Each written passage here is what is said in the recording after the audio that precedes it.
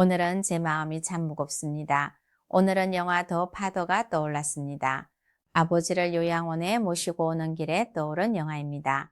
원장 하나하나가 단순한 영화 해석이 아니라 오늘을 기록한 일기 같은 영화입니다. 딸의 입장에서 요양원에 아버지를 모신 그 마음은 슬픔이라는 단어 하나로는 다 설명할 수 없는 복잡한 층위의 통증입니다.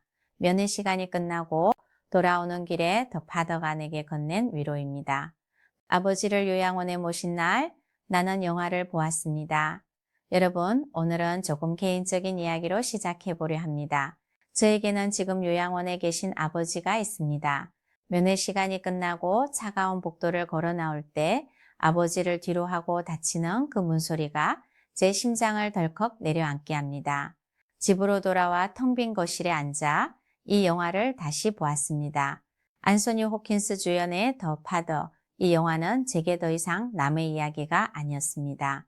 화면 속 안소니가 딸앤을 낯설게 바라볼 때 그 눈빛은 제가 요양원 면회실에서 마주했던 바로 그 눈빛이었기 때문입니다. 오늘은 치매 환자의 정보가 아니라 아버지를 잃어가는 딸의 마음으로 이 영화를 읽어보려 합니다. 아버지가 요양원에 계신 분들, 혹은 언젠가 그 길을 걸어가야 할 모든 딸과 아들들에게 이 영상을 바칩니다. 영화 속 딸엔 올리비아 콜맨은 아버지를 진심으로 사랑합니다. 하지만 그녀의 얼굴에는 늘 짙은 그림자가 드리워져 있습니다. 아버지를 돌보느라 자신의 삶이 무너져 내리는 것을 실시간으로 목격하고 있기 때문이죠. 우리는 왜 앤의 눈물에 무너질까요? 그건 앤이 보여주는 죄책감이 너무나 우리와 닮았기 때문입니다. 아버지를 요양원에 모시기로 결정했을 때, 혹은 아버지가 나를 못 알아볼 때 우리는 내가 부족해서인가? 라는 자책에 빠집니다. 하지만 영화는 앤의 시선을 통해 말해줍니다. 당신이 잘못한 게 아니야. 당신은 최선을 다해 아버지를 사랑했고 이제는 그 사랑의 방식이 돌봄에서 지켜봄으로 바뀌었을 뿐이야. 앤이 차 안에서 혼자 우는 장면은 아버지를 버린 것에 대한 눈물이 아니라 한계를 마주한 정직한 통곡입니다. 안소니 호킨스가 연기한 아버지는 한때는 위엄있고 유머러스하며 지적인 사람이었습니다. 하지만 영화는 그 견고했던 성체가 무너지는 과정을 가감없이 보여줍니다. 딸의 입장에서 가장 가슴 아픈 것은 아버지가 나를 잊는 것이 아닙니다. 아버지가 자기 자신을 잊어가는 공포를 곁에서 지켜봐야 한다는 사실입니다.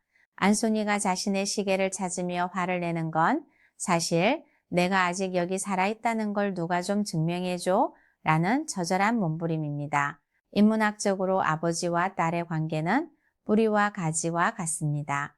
뿌리가 흔들리면 가지는 본능적으로 불안해집니다. 영화는 그 불안을 미스터리 형식으로 풀어내며 관객으로 하여금 당신이 알던 그 크고 강한 아버지는 이제 없다. 하지만 그 자리에 남은 연약한 노인 또한 당신의 아버지다. 라는 사실을 받아들이게 합니다. 영화 후반부 안소니의 아파트가 사실은 요양원이었다는 사실이 밝혀질 때의 충격은 이루 말할 수 없습니다. 딸앤에게 그곳은 아버지를 안전하게 보호할 수 있는 안식처였겠지만 안소니에게 그곳은 자신의 모든 역사가 삭제된 유폐의 공간이었습니다. 이 간극이 우리를 고통스럽게 합니다. 우리는 아버지가 더 나은 케어를 받길 원해 요양원을 선택하지만 아버지는 그곳에서 자신의 잎사귀들이 다 떨어져 나가는 것을 느낍니다. 하지만 영화는 이 비극을 통해 역설적인 위로를 건넵니다. 안소니가 요양원 간호사의 품에 안겨 엄마를 찾으며 올 때 그는 비로소 모든 투쟁을 멈추고 평온한 태행으로 들어섭니다. 우리는 아버지가 끝까지 강한 아버지로 남아주길 바라지만 때로는 그가 아이가 되어 우리 곁을 떠날 수 있도록 허락해주는 것 또한 딸의 마지막 임무라는 것을 영화는 보여줍니다. 이 영화가 우리에게 던지는 가장 큰 메시지는 관계의 본질에 대한 질문입니다. 아버지가 나를 기억하지 못한다면 우리는 여전히 부녀 관계인가? 영화 더 파더의 대답은 명확합니다. 그렇다입니다. 기억은 지워질 수 있지만 두 사람 사이에 쌓인 사랑의 지층은 사라지지 않습니다. 애니 아버지를 떠나 파리로 향할 때 그녀의 가슴 속에는 아버지가 준 사랑의 기억이 여전히 살아있습니다. 비록 아버지는 그것을 잃어버렸을지라도 딸인 우리가 그 기억을 대신 간직하고 있다면 그 관계는 단절된 것이 아닙니다. 우리는 아버지의 기억을 보관하는 창고가 되어야 합니다. 그것이 잎사귀가 다 떨어진 나무를 지키는 뿌리의 역할이기 때문입니다.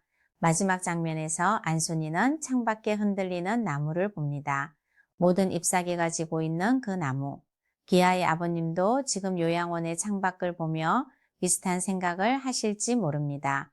하지만 기억하세요. 잎사귀가 지는 것은 나무가 죽는 것이 아니라 새로운 계절을 맞이하기 위한 비움의 과정입니다.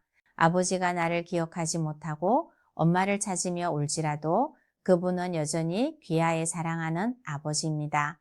그 눈물은 수치스러운 것이 아니라 인간이 생을 마감하며 신 앞에 가장 순수해지는 과정일 뿐입니다. 오늘 이 영상은 유독 제 개인적인 감정이 많이 섞였습니다.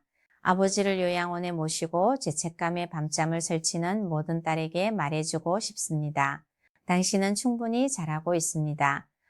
영화 속 애니 그랬듯 우리도 때로는 흔들리고 때로는 도망치고 싶겠지만 그 마음조차 아버지를 향한 깊은 사랑에서 나온 것임을 잊지 마세요. 영화 더 파더는 우리에게 슬픔을 가르쳐주는 영화가 아니라 그 슬픔을 어떻게 껴안고 살아가야 하는지를 가르쳐주는 영화입니다. 아버님과의 다음 면회 때는 아버지가 나를 알아보든 그렇지 못하든 그저 그 손을 꼭 잡아주세요.